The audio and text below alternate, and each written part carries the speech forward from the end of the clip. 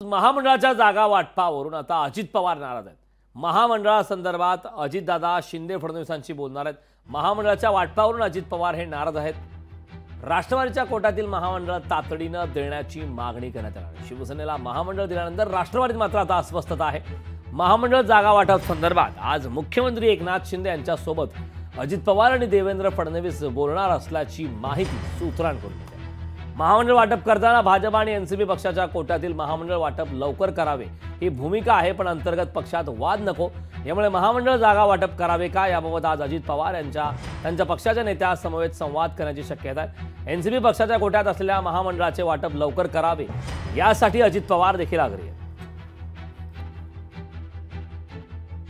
आवश्यक महामंडळांचं वाटप नुकतंच झालं, अजितदादांच्या पार्टीच्या हाती काही लागलं नाराज जाऊ द्यावं, त्यांच्या हाती काय लागलं नाही, यांच्या हाती काय लागलं, आम्हाला काय करायचंय, कुणाच्या हाती काय लागलं, ते एखाद्या महिन्याचा खेळ आहे। आचारसंहिता लागल्यावर सगळं संपलं।